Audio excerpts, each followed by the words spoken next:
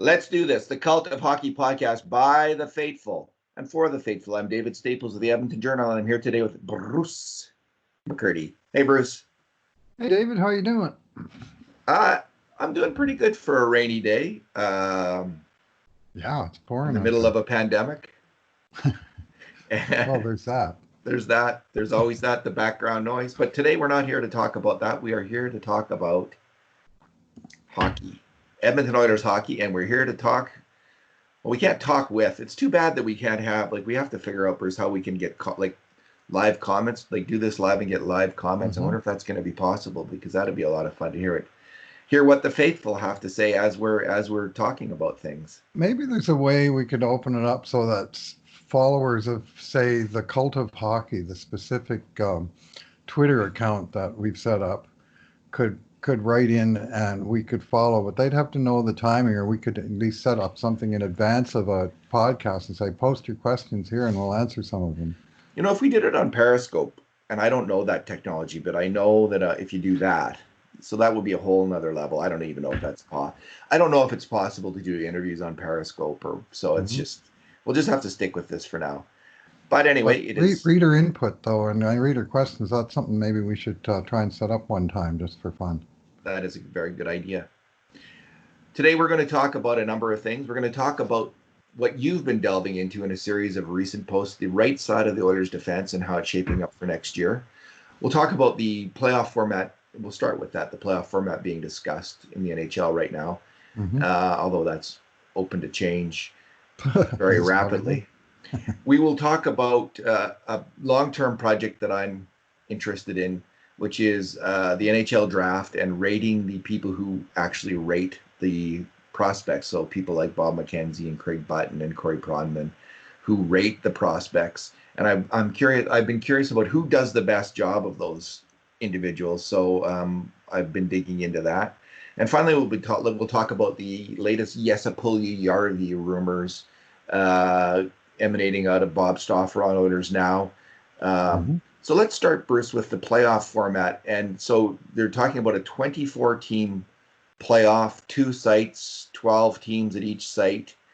And the Oilers matchup out of that site, that perspective idea would be the Chicago Blackhawks at this point. So I was kind of actually happy to see that, because I think the Oilers really match up well against the Chicago Blackhawks. It's a team that the Oilers, I think, can beat. So the Oilers would basically come out of this long layoff against the team they match up well against, and have a good chance of beating them, in my opinion. So that's my initial take, and I haven't looked into it any deeper or thought about it very much at all, because these things are so subject to change, and who knows what's going to happen. What's your thought? That format is a direct connection to what the NHL used to do as a league back in the late 70s, after they finished their multiple expansions, where they went from 6 to 18 teams in an 8-year span. They had 18 teams. They put 12 in the playoffs. So they kept their traditional ratio of 4 out of 6 teams in the playoffs. But of course, 12 is not a binary number, so they had to work out a system where they gave the 4 divisional champs a bye in the first round, and then they ranked of the rest. They had best of 3 series, and so they played 3 games in rapid order, and sometimes, of course, just 2 games, and used that as a qualifier for then the best of 7 series that followed.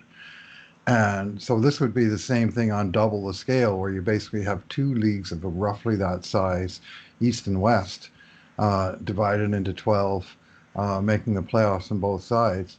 Now, my question is, if you see the entire Western Conference based on current standings, 3 of the 4 teams getting the bye would be in the Central, and the Edmonton Oilers would be 5th and subject to having to play against the 12th place team to get through to the next, which sounds like a good matchup, but best of 3, right? I mean, it could all be over in 2 games.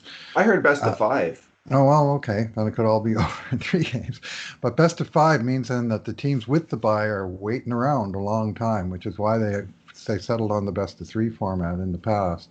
Well, they would Now, play each other those teams in this uh, idea would play each other. The top teams would play exhibition games against each other. nice. Or maybe they would play to see their own ranking. Maybe they would have like who's going to play, like, you know, sort out Okay. which is the top teams out of that group, and then that determines who you're going to play in the next round and whether you have home ice advantage in the next round. So those games might be meaningful in that way. What do you think about the Blackhawks, Bruce? Here's my take is that uh, the whole system, the way it's set up now, is structured around divisional playoffs with the possibility of one wild card moving over to another division. Um, but the top three in each division are guaranteed playoff spots, and under the 16 playoff team alignment. And even if they go to a playoff, why they still wouldn't stick to the divisional rivals, in which case you would get 1 and 2 in each division getting the bye, and then 3, 4, 5, and 6 being involved in this other series, which would give Edmonton the bye. Like, it's a crucial distinction from the Oilers' perspective as to whether they're doing a divisional playoff or a conference playoff. And all the recent impetus of the league has been towards divisional playoffs. And they're throwing everything out the window, so who the hell knows? But I think if I'm the Oilers, I make that case and I make it hard. I'd rather have that bye and be playing those exhibition games as opposed to being out in my ass in 2 games potentially, which would be, the most disastrous of all endings to this disastrous season.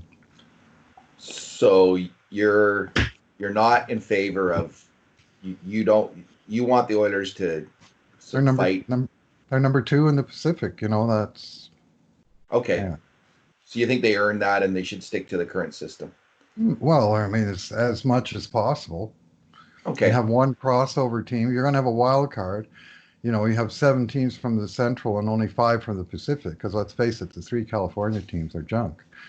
But so you have a wild card, 1 Central team crossing into the Pacific, and they're playing in the 3, 4, 5, 6, play-in series, and 1 and 2 are waiting for the winners of those series.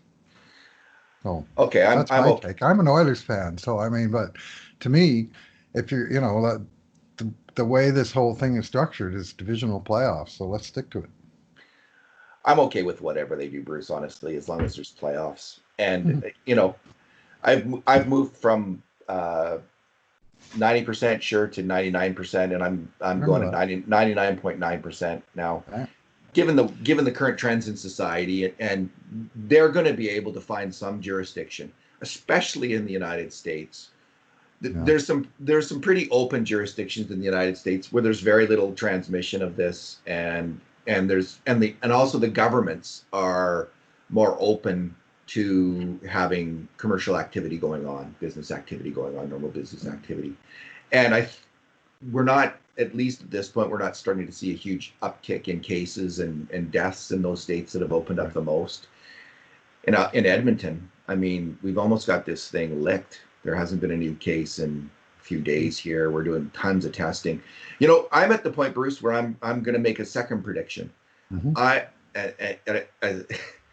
I think there's going to be fans at these games. Not a lot of fans necessarily, but I think there's I'm going to say a 50-50 chance there's going to be some fans are going to be allowed to go to these games. And we might, maybe it's a quarter full, maybe it's a fifth full, maybe it's every 5th seat or something like that. Now, the problem is, what we know is that activities like singing and loud talking, that's when this super spreader events happen. So at a hockey game where people are yelling, that's going to be a problem for hockey. So there is that super spreader factor, which goes into allowing fans at a hockey game. You can't very well tell fans just to sit there and not yell, or maybe you can. Maybe that's a rule that no matter what the ref does, Bruce, you can't say a word. Just bite your tongue, bite your lip, you'll be shown the door. Bite a towel, bite a bullet. Just don't. You will be shown the door if you start yelling at the ref, because it's a threat to everyone. It's not just impolite; it's a threat to everyone's health. Uh-huh. So that's how they'll get you. Wow. And but I think there's a possibility, and you might have to work out rules like that where no loud cheering, please. You're allowed to 10, but you can't cheer. But you'd have to have it where if someone does cheer, they'd have to be far enough apart. But I don't see why you couldn't have fans if you're in a city where there's essentially no cases, and you're spacing out the fans significantly. Maybe it's a possibility. So we'll see. Maybe it's a possibility that they start this thing in these super bubbles, and by the time they get to the semifinals or finals, the whole scenario has changed. Things are opened up a bit, and they say, okay, for the Stanley Cup Finals, we're actually going to play it in the two cities, and away we go with 25% fans or whatever the rules are at that time. I mean, we're talking months away before they even start, let alone the playoff grind that then ensues. So. It's, well, look at how we've gone in Alberta, Bruce, from projections of what was it, 800,000 people might get this, like was the worst case scenario, to where it's pretty much clamped down. And, that's subject to rapid change, of course, right? Because of the infectiousness of the disease, but with social distancing and so things can change fast. All right, let's. So. And just one other point about the playoff structure is that the other option that I'm not sure they've completely ruled out yet is find some way to finish out the regular season, to bring the 24 teams in and let them find a way to play off so that 16 of them actually do make the playoffs in sort of the standard fashion, and so have some meaningful regular season games in the groups, and then cut it down that way. So. Do you think the regular season is over? Yeah, I think it would be playoffs. It would be like in baseball if it's tied at the end and there's one game. Yeah. But that's not a regular season game. I think that's I don't know what that's considered as. Is it postseason? I think it's a postseason game. It's a mighty high intensity environment to bring players back after 3 months. On the show. There could be some exhibition games. Like each team might get a couple exhibition games before they start the playoffs. So. It'll be what it is. I think, and some fans aren't excited about it. I'm super excited, and again, I think this will be a very significant playoffs if it does happen. It'll be really exciting, and I don't think people. I think when it actually does happen, it's going to surprise all of us how exciting it is and how much fun it is. Well, the questions I have, especially they only have two cities and they want to stick to NHL buildings because of the back of the house, is the scheduling is going to be a nightmare. Coming up today, Game 3 of Edmonton versus Chicago at 10 o'clock Thursday morning. Be there. There's only so many night slots available, right, for sort of your traditional game timing. So there's going to be headaches.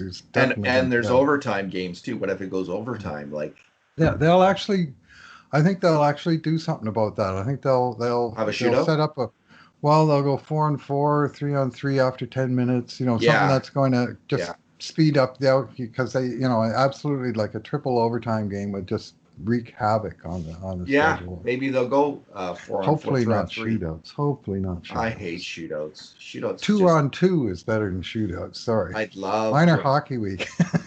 Of course, that's an Oilers-centric point of view, hoping for 2-on-2. Minor hockey week. Well, 1-on-1. Minor hockey week. Let's go to 1-on-1. Is that okay? Do we pull the goalie at 2-on-2, or do we go with? Oh, I'm all for pulling the goalie at 2-on-2. You get that face off down in their end. In the NHL, though, you couldn't do it because the players can pick off the puck so much better. They can shoot it down the ice and score. All right, Bruce, let's talk about the Jesse Puljujarvi rumors.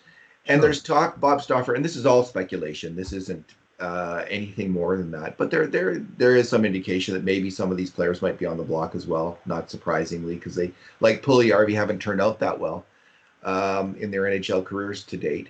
So there's talk of 4 different players being possibilities. Tyson Yost of Colorado Avs, Casey Middlestad of the Buffalo Sabres, Elias Anderson of the New York Rangers, kind of, and Henrik Borgstrom, a big center with the Florida Panthers, who played mostly last year in the AHL. And Bruce, having looked at these players, and I can't talk about their values, I can only go by the numbers. Right. I think Puljujarvi is a better bet to be a top still a better bet to be a top 6 NHLer than any of the players on that list. Anderson is apparently a slow skater. Middle Borgstrom, I don't see Borgstrom like his AHL scoring, like it was like a point every second game in the AHL last year. I don't see the excitement. Puljujarvi was way higher than that as a 18-year-old. Yeah, I don't He see had that. 28 points in 39 games, and Borgstrom had what 23 in 49 games as a 22-year-old. Yeah, like come on, like I don't see the Yeah, interest in him. yeah. I Middlestat mean, got a point every 2 points every 3 games in the AHL, which was kind of okay. But that's I what. think Puljujarvi would have got a point a game close to that in the AHL last year. Now Tyson Yost was in the NHL and he was like a point every third game, I think, in the NHL. None of these guys really, in terms of their numbers, Bruce, were moving the needle for me. But maybe other teams would look at Puljujarvi and say the same thing with him and the Oilers. Yeah, well, Tyson Jost. Now, there's an interesting guy from native of my current BC. hometown of St. Albert, Alberta, and he was drafted in 2016, 10th overall, same draft as Puljujarvi, but a few picks later. He had a big year at U of North Dakota. He graduated right into the NHL at age 18. He played 6 games at the end of that season. And since then, he's played 65, 70, 67 NHL games. And he's had the same season 3 times 26 points, 22 points, 26 points, 23 points. Like he's just stuck at a point every third game. Like a And young Guy Lafleur. well, he had 3 years, didn't he? And then all of a sudden he went supernova in year Boom. 4. Yeah. And he was great for 6 years in a row after that. But Yeah. yeah, he's not Guy Lafleur. Sorry. Neither is Jesse Puljujarvi. Well, you know, Gus Puljujarvi reminds me more of Guy Lafleur than he Yeah. does of some players because he's so instinctive as a Yes. player, and he kind of, he reacts to things like he's not a systems player, and Guy really wasn't a systems player at all, but he would just overwhelm you with his speed and talent. Uh, Puljujarvi, though, is a solid. I think he's a solid defensive player, Bruce. I mean, I've always seen him as defensively responsible, usually on the right side of the puck in the defensive zone, able to mhm. win battles. Covering his player. I'm not. Lafleur was a bit more of a freelancer, Yeah, but Puljujarvi, I still like the player, and I still think he's a coin flip bet to be a top 6 winger, second line winger in the NHL. I think he's still a coin flip, and I don't think these other players are. But I don't know about Tyson. Is it Jost or Yost? I don't know about him enough to say maybe he's in the same boat as Puljujarvi. Maybe he'd be the best bet in a trade. But I'd still prefer the Oilers try to get the highest possible draft pick that they can mhm. for Puljujarvi in this year's draft, which I'm guessing might be in the late first round, but maybe I overrate Puljujarvi's value. I just can't. For me, I can't get past Bruce that he played with Lucic so much I with the know. Oilers. That was such a bad combination of players on the ice at the same time. They couldn't seem to get away from it because they were the third line wingers on Yeah, the team. But it just didn't. It certainly didn't work in the least for Puljujarvi. Lucic couldn't get anything going on the forecheck. He was not a combination player at that point in terms of making passes with other players. He was a fourth line grinder essentially, which is how Calgary used them last year with maybe some success. I don't know. But man, that was a bad start to Puljujarvi's career. And he was jerked around up and down oh, to the minors press box. What a mess they made of it with mhm. him. I wish he would come back here. I think he can be a top line winger. But if they're going to trade him, I would prefer a draft pick. What about you? Well, or a combination. I mean, one of the things that was thrown around was Puljujarvi plus another prospect who wasn't named, although various names were bandied about, for Elias Anderson, one of the names on the list, plus a Rangers first round pick. So not only they get Anderson, but they get an upgrade, get an upgraded pick late in the first round, and then they give up some other pick of some some prospect of some quality back to the Rangers Yeah. in order to get that first rounder. And so that kind of combination deal uh, is, where they do get a draft pick out of it, there's some appeal to that. The question is, of course, which prospect would you give up? Is it Samorikov they're looking for? Is it Benson? Is it, probably a defenseman, but it's not going to be Bouchard or Broberg. But if it's Lagesson, maybe you make the deal. If it's Samorikov, maybe you don't make the deal. But at least it's a two for two in terms of assets, at least, as opposed to player or a pick. Here's how I see Puljujarvi now: the modern day Willie Lindstrom. That kind of on a good line, kind of the third wheel on a good line, defensively responsible, which I still hold Puljujarvi is, and chips in. He'd chip in 15 to 20 goals as a second line winger, defensively responsible player, probably killing some penalties, not much power play time. The modern day Willie Lindstrom. And I love Willie Lindstrom. He won 3 Avco Cups and 2 Stanley Cups. That's a hell of a career. That's a hell of a thing that Willie Lindstrom won 3 Avco Cups, my friend.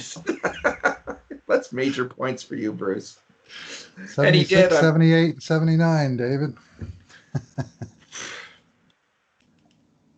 Impressive, Bruce. Impressive. I lived the WHA. I know you did too. I love it. It left an imprint. Some of these records are just embedded. And the Oilers never did win that Avco Cup, did they? They should have won it the last year, but they didn't. 79, yeah. Okay, let's move on. Are we done? I think we're done there. Let's talk about the right side of the Oilers' defense, Bruce. Why don't you? Sure. What if you had to? It's too early to predict, of course, but we have because we haven't seen the playoffs. But right now, if you had to go into the season, let's say there is no playoffs, it's canceled. If you had to go into the season, what would be your recommendations to Oilers GM Ken Holland on what should happen with the right side of the Edmonton Oilers defense? What would you tell Holland? Yeah, it's an interesting scenario that he faces because for the first time in one forever, the Oilers actually have some real depth on the right side defense. I mean, I remember when Peter Chiarelli came in and took control of the team, they had what our friend Lowetide called the leftorium, where at training camp and on the extended roster, they had 15 left shot defensemen and two right shot defensemen in the entire organization at that time. And what were their names? Mark Fane and Justin Schultz? You got it. Oh, you got it. So not exactly a defensive stopper. Well, yeah, Fane was supposed to be, but he was a sieve. Well, Fane, I have a higher opinion of Fane than you do, but he wasn't. I mean, he wasn't great. He was an NHL caliber, I think. Depth defenseman, but obviously Chiarelli took an absolutely major step when he acquired Adam Larsson. But he also set to work in the draft, bringing in Ethan Bear, among others, and John Marino. He drafted John Marino. He signed Matt Benning as a college free agent, and various ways the team set about addressing that shortcoming. Well, all of a sudden now they have 5 right defensemen who I would say have designs on an NHL job in 2020-21. And among them, 2 are restricted free agents and 1 is an unrestricted free agent. So questions abound right now about their contract status and what you do. Of course, the 5 players being Ethan Bear and Adam Larsson, who's established themselves as the top 4 on the right side this year. Matt Benning, who's been a third pairing guy ever since he arrived. And 20-year-old Evan Bouchard bubbling up from below, and 35-year-old Mike Green bubbling down from above that they acquired at the trade deadline, who's an unrestricted free agent, but he might be seen by Ken Holland as a stopgap solution while they're waiting for Evan Bouchard.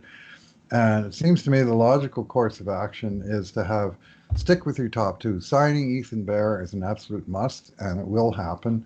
The only question is, will they just sign him to a stopgap you know, 1 or 2 year bridge contract, or will they try and go deep like they did with Oscar Klefbom? And then third, it gets real interesting. I think, well, obviously Bouchard is here and he's under contract. One of the other two guys they'll keep, and one probably they'll move. Either they'll trade Matt Benning or they simply won't sign Mike Green. But if you got rid of both those guys and gifted Bouchard the third pairing spot, well, then your depth that you finally built up has suddenly gone away again. So I do think they keep one. And I took a deep dive into Bear and Benning as being the two restricted free agents. And the really interesting thing I found there was the absolute opposite extremes of their usage that Dave Tippett went. He really, really, really trusted Ethan Bear, and he put him out there in very difficult circumstances. He gave him heavy minutes. Only his partner Darnell Nurse had more minutes at even strength than Bear did, and not by much. But Bear played the highest percentage of his ice time against elite opponents of any Oiler defenseman. Went to the rookie Ethan Bear. He had the most face-off starts per 60 minutes he was on the ice, and the most face-off starts against elite opponents, an even higher number than any other Oiler. And the face-off starts is another expression of trust by the coach. Who do you choose to put out there to start the shift against the other team's best players? As opposed to who do you throw over the boards 40 seconds into that shift with the puck getting dumped into the other team's end, and you're switching out defensemen, and then you kind of sneak in your third pairing defenseman for a few seconds against tired top opponents. And that's how you shelter them. That was Tyler Dello did some great work on that before he went dark on his blog. But about the ways of where, if we just look at the matchups and how much time players play against opponents, it doesn't really factor in what is their relative status during the shift. And as we've seen with the Oilers this year, you'd rather be playing against Leon Draisaitl in the second minute of his shift than in the first minute, right? There's one confounding thing, isn't there, with that stat, though, Bruce? Mm-hmm. The coach is only choosing half the time who Bear goes out against. In the road games, the other coach is sending out the players against Bear. Yep. So it can also be an indication, I think I can make hay against this player. I'm going to send out my top line wingers. Right. But I'm guessing that's when Matt Benning got the tough competition that he saw was mainly on the road. That's what squeezes the percentages together. Yeah. Otherwise, it would be interesting to split those into road home and see if there's any difference in the numbers against tough competition. Well, and the other thing that makes sense. Yes, it would. And the other thing is that Tippett trusted Bear and Nurse to play a lot with McDavid and Draisaitl, which of course forced the hand of the other team's coach to say, well, if he's not matching up against Bear when he makes that decision, he's matching up against McDavid, right? Yeah. So, but hope they go anyway, long-term with Bear. Bottom line being, Bear got a huge role right off the bat. And the deeper I dug into it, the more I found, no, he wasn't sheltered at all. And he was thrown in the deep end because he was better equipped to handle it than the other guys further down the roster. And I mean, part of it was, I guess, good fortune for Bear that he stayed healthy, and Joel Pearson, who he was battling with at training camp, he missed the first game of the season. Then, of course, Larson broke his leg in that first game, and then they had to have. And by the time Larson was ready to come back, Bear was established as a go-to player, so it actually worked out pretty well. But he's a go-to player for the foreseeable future. Ideally, they do the Oscar Klefbom thing. Yeah, I hope so. Sign him long-term at reasonable dollars before he puts up big years. On the other hand, I mean, Oscar Klefbom, when they signed him, both Connor and Leon were still on their entry-level deals, and there was a little room to overpay him a little bit in the early years of the contract to get the value years at the end. Whereas Darnell Nurse, for instance, when he came due, by then both Connor and Leon were on the big buck contracts, and there simply wasn't the cap space. You remember how tight the crunch was when they finally signed Nurse to that 2-year bridge contract in Yeah. 2018? And probably if they had an extra $1 or $1.5 million in that year's salary cap, they could have signed him long term if they that was an option. But his circumstances were different than Clefbaum's, and I would argue Bear's circumstances are more similar to Nurse's than they were to Clefbaum's, just because of the cap space available, and with all the uncertainty, due to COVID, and just sort of the where the league goes next from here. I expect to see a lot of 1-year contracts on expiring Yeah. deals this year. I'd I like to see expect long Ethan term Bear still. gets a 1-year bridge. That's my I guts. think you're right.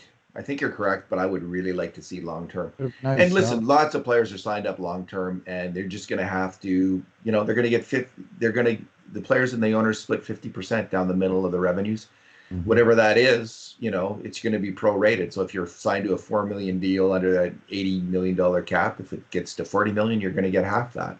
Hmm. Is how it's going to have to work out, and that's going to not make anyone happy, but that's going to be life. I'd really like to see them go long a term as they can with Bear. I think he's earned it, based on that heavy usage.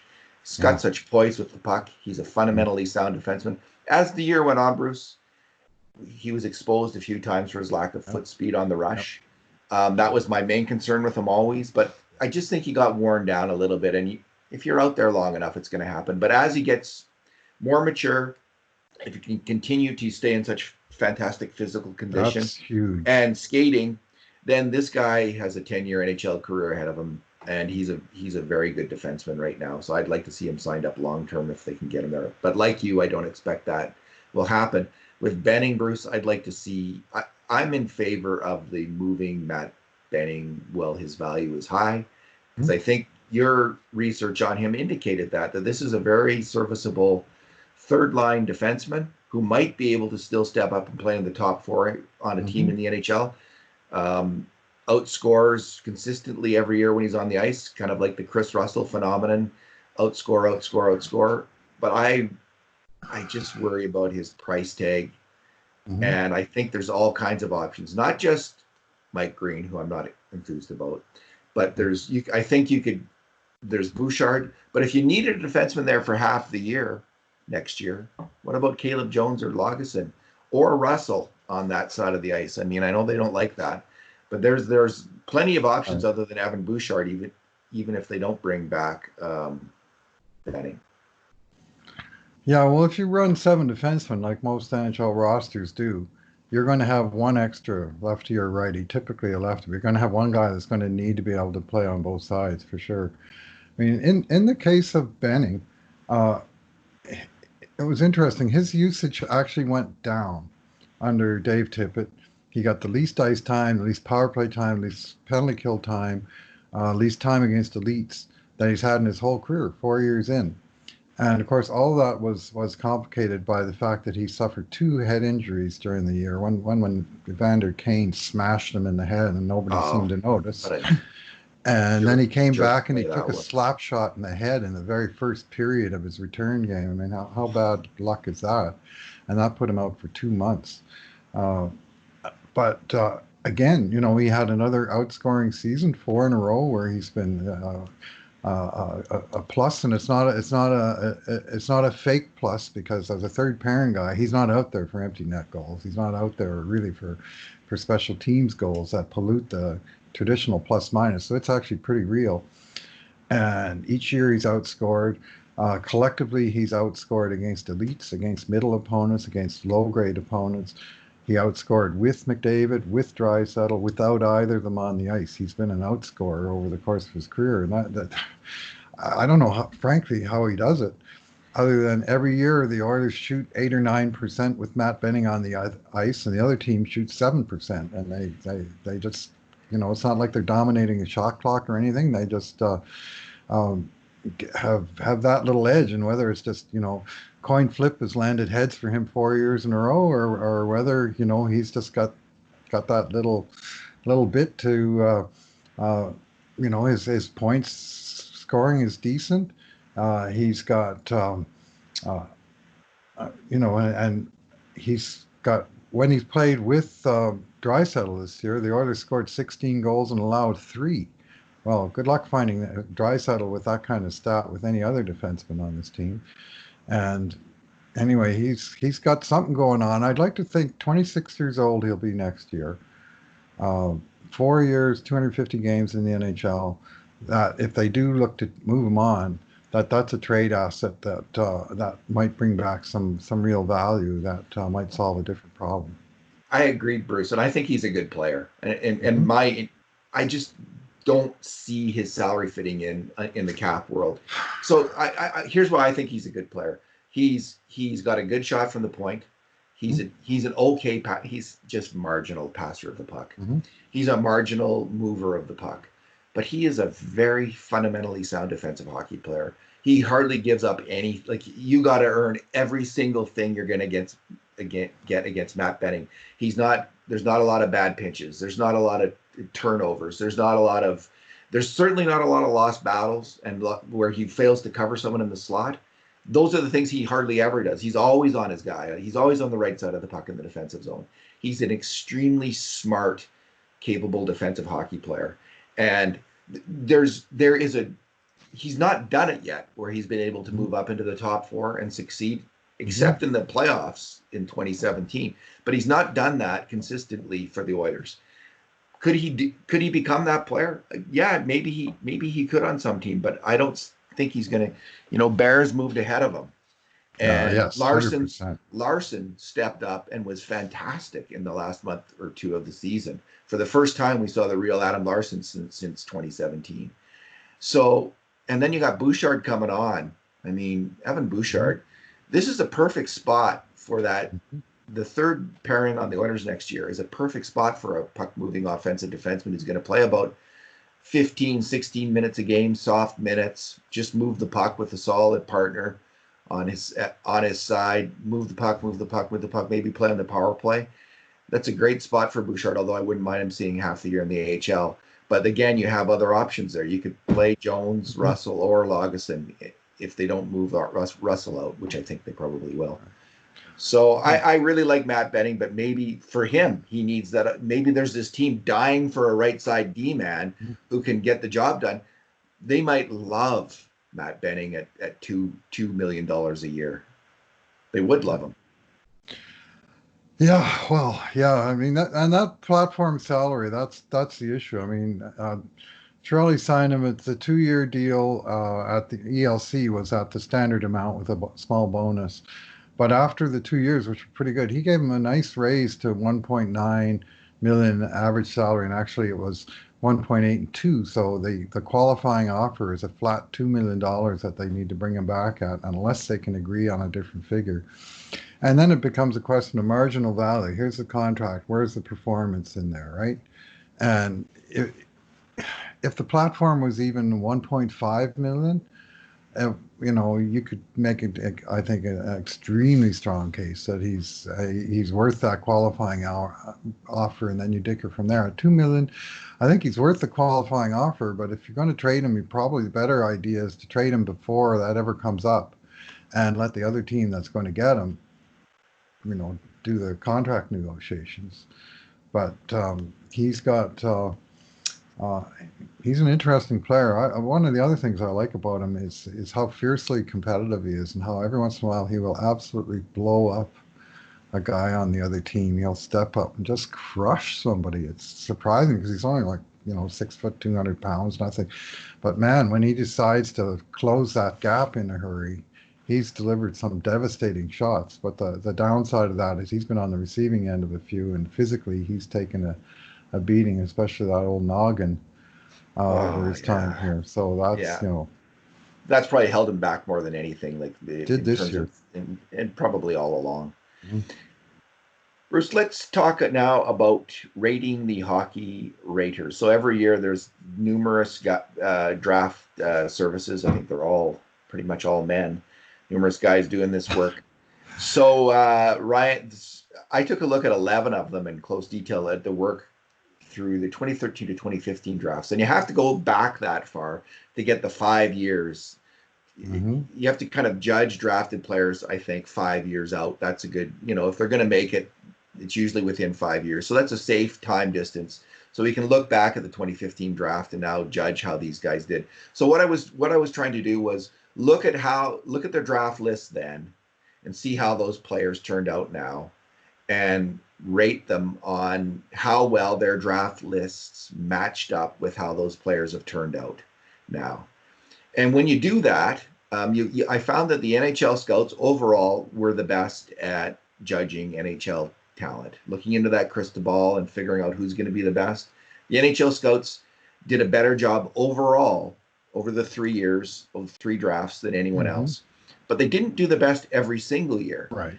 So Ryan Kennedy of the Hockey News did the best in 2014 in terms of looking into that crystal ball. And hockey prospect Mark Edwards and his organization did the best in 2015, with the NHL scouts doing the best in 2013. And there's another guy who crept in there. Alan Lowetide Mitchell was, after the NHL scouts, there was a three-way tie for the second best raters, and that was Ryan Kennedy of the Hockey News, hockey prospect Mark Edwards, and Alan Lowetide Mitchell. So good work by Lowetide. And he's got all of these people who rate the players have many of them have a very different way of doing it.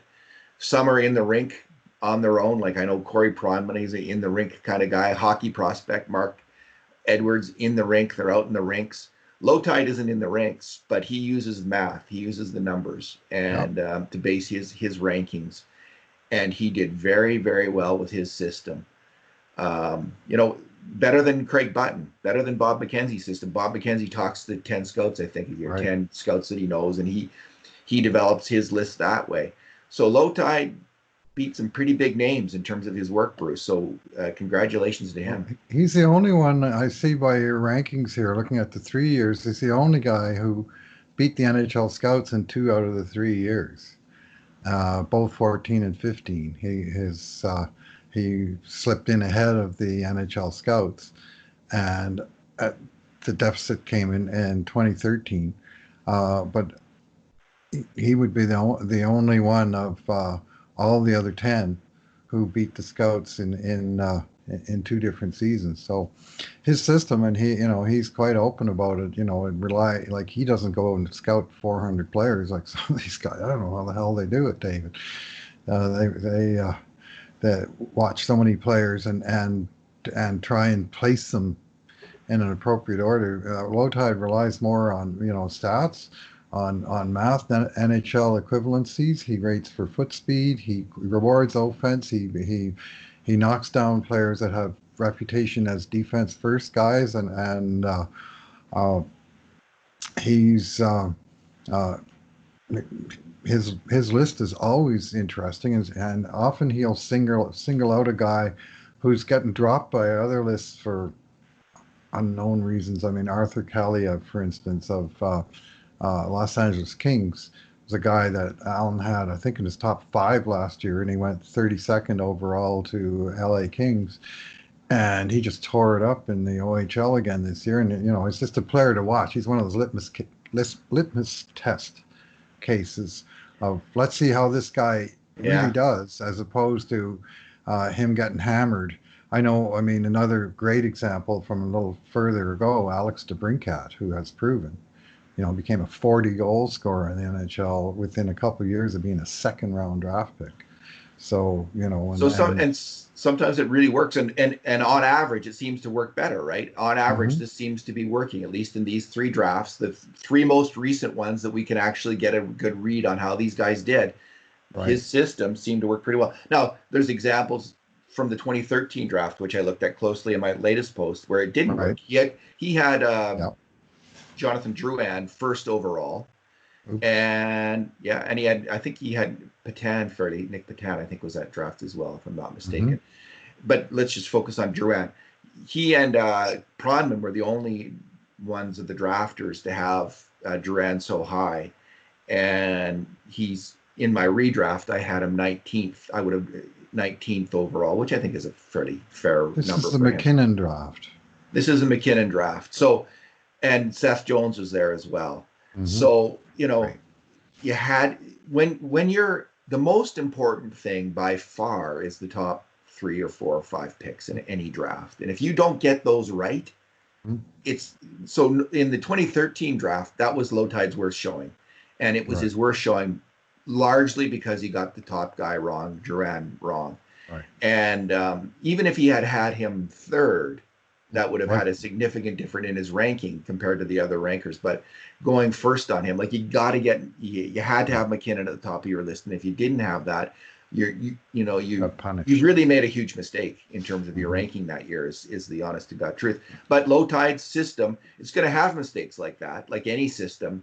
You're going to have some hits and misses, and the idea is to have more hits than misses. And on average, he did very well. Like you say, beating the NHL scouts 2 out of 3 years is a pretty that's he's got to feel happy today about that accomplishment.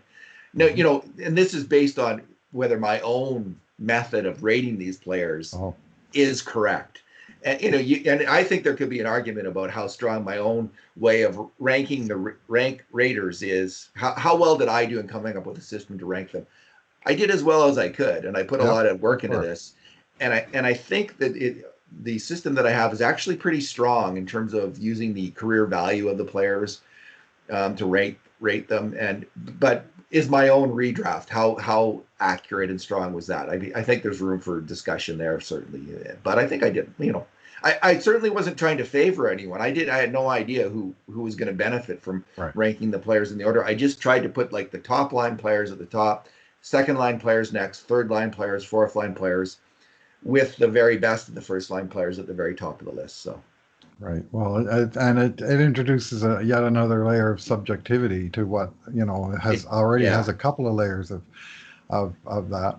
So it's not going to be an exact science, but a valiant effort on your part. And I have a feeling you put quite a few hours into too this many, research too yourself. many.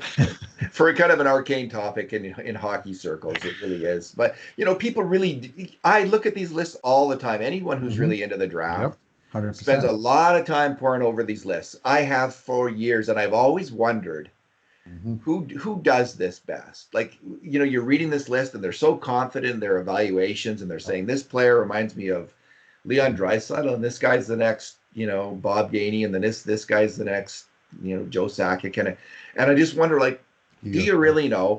So I've always wondered who does the best job. So Hmm. I'm gonna when the 2016 draft comes up, like it'll be next year, will be 5 years after that. I'm gonna keep doing this for a couple of years, as long as the virus doesn't get me, and Right on. keep rating the drafters to see. And I might even go if I can find the draft list for 2012. I might go back one more year or 2 more years Right. if I can find.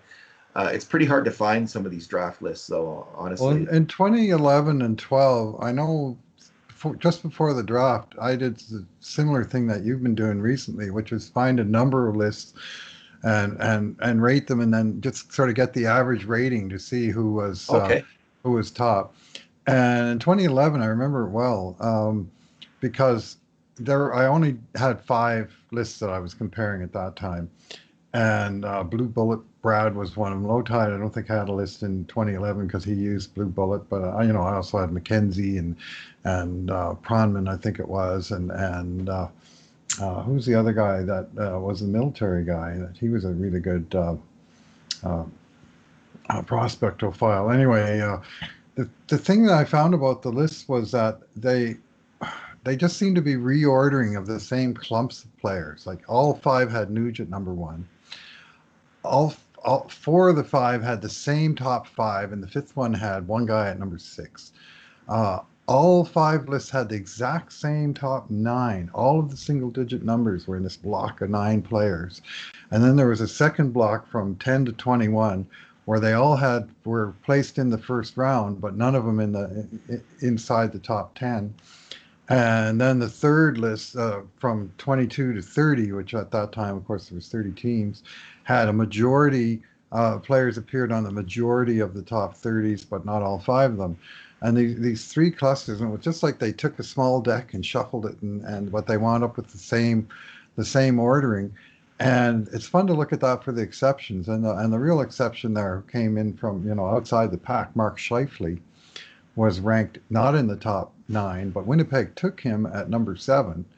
And to me, in the retrospect, you look at that draft, that is a big win for the Winnipeg Scouts to go against that form chart and say, remember when he got drafted, people were shocked and saying, because I thought Winnipeg would take Couturier, who had dropped, and he would have been a great pick also, obviously. But, you could look back at that draft today and suggest that Scheifele and Couturier were maybe the two best players in that draft, and they went 7 and 8. So, they for all that there are these consensus, I think there's a little bit of reluctance to go outside of the box unless you're Craig Button. And I'll tip my hat to Craig Button. He'll put his money where his mouth is, and he will drop somebody precipitously, or he'll really raise someone above where the consensus has him, and he'll make his case. And I think there are some lists that really don't like to do that, and so there winds up being a little bit of sameness when you Yeah, compare them. yeah. Especially some years, like this year, the Mm-hmm. top 9, man, there's a huge amount of sameness. Mm-hmm. But again, if Craig Button, like the 2013 draft, he had Zach Fucale number 7. If you just Yeah. if you have that one really bad player high up on your list, that doesn't necessarily punish you. Maybe someone else will draft him before you get the chance, but man, that can really, you could have an otherwise perfect list, but if you have that one guy way out of whack and it's your turn to draft and you take him, then you're sunk. Yeah. So there's so much luck. This is what really hit me, Bruce, is like in the Mm-hmm. process of drafting and in listing players, you might have a Braden Point ranked really highly on your list, but if you have the wrong guy just ahead of him, maybe that's the guy who's going to come up when you're drafting. And it was funny because when an NHL GM actually got in touch with me after this. I won't say who because it was an off the record conversation, but he did relate to me how his team just came so close to drafting a player who hasn't panned out that well yet, but that player was taken one pick ahead, and this other player fell to them and has turned out to be a really good player. I Right. think that this is the story of the draft as much as Yep. anything. You can have a good list, a Mm-hmm. very good list, and still come out with a weak draft Yeah. when actually it all plays out during the draft process. You can have a fairly mediocre list and get lucky and Mm-hmm. get two good players out of the draft. So Mm-hmm. there's the lists themselves, and you might have a good list or a bad list, but the way the draft plays out, the dynamic of that also has a huge telling on how your particular team is going to look in years to come in Yeah. terms of whether they succeeded or failed at that draft. Well, Bruce, why don't we leave it there? All right. We've been Covered a lot of waterfront today, I think, we did. on a All right. watery day. Yeah. Thanks for talking today. Yeah. Thanks for listening, everyone. And in the meantime, and in between times, this has been another edition of the Cult of Hockey podcast.